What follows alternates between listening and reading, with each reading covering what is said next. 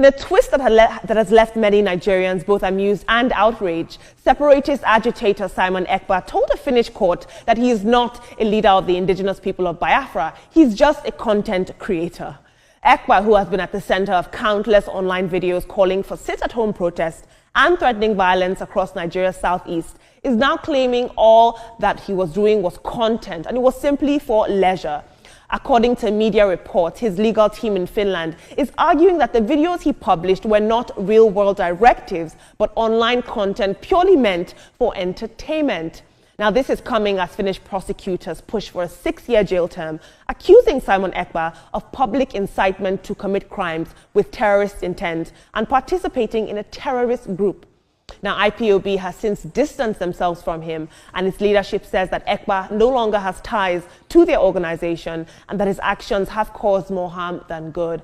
As this trial unfolds, the court's final decision will, of course, set a precedent on how international jurisdictions handle politically charged content in the digital age. What is interesting to me is to see that there are real-life consequences for digital character, if you ask me.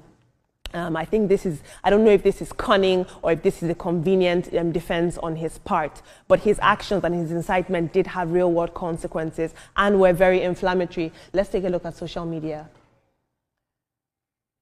At Afam says, just finished listening to Simon Ekpa's court proceedings and I'm honestly in disbelief. During cross-examination, he completely distanced himself from IPOB, claiming he's merely a content creator. According to him, everything he's done was simply acting, nothing more. That doesn't sound like a very courageous leader to me. We'll take one more tweet.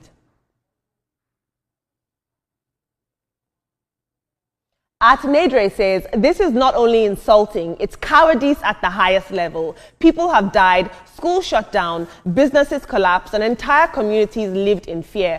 All based on the commands of a man now pretending it was all for entertainment.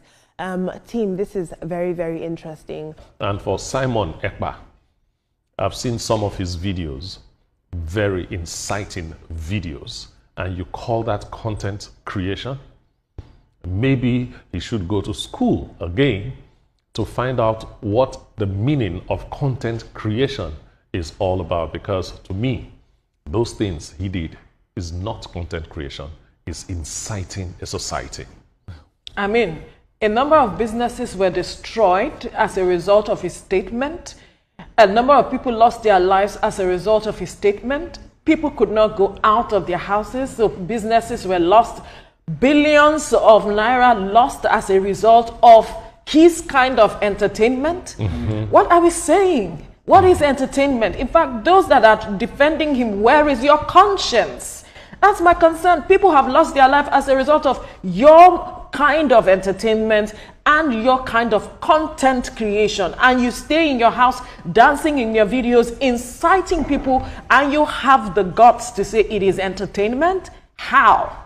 I recall that this man in prison had actually said that he has no connection with Simon Ekpa. He mentioned it several times in court because he's being prosecuted as we speak. So I do not want to talk about him that much. But it is sad to see that Simon Ekpa is speaking in this manner and his defense counsel are also speaking in the same light. We must see justice not just done, but seen to be done at the end of the day, because he has to give account for the lives and the properties that were destroyed. I want to start with Mr. Ekpa because I've seen his videos on social media, and Olamide, trust me, when I came, that was yesterday, I came across a post on social media that said he was creating content. I was totally, I don't even want to use the word I want to use. First of all, we can call him a coward because he made all these things.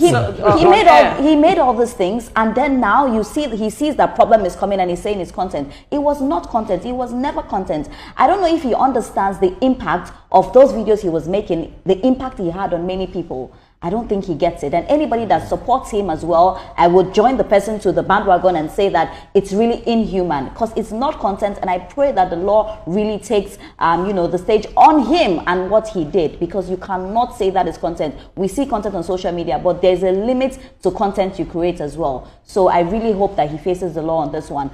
For Mr. Ekpa, well, I think the guy was just trying to downplay content creation.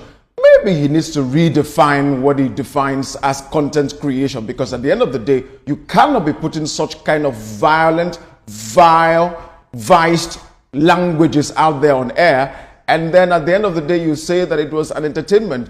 Man, that cannot be an entertainment that leads to loss of lives and property. So I think we need to look at this again. Again, the government, when they talk about regulating social media space, some of us, raise a hue. But look at what this has done. This was on social media for a number of periods.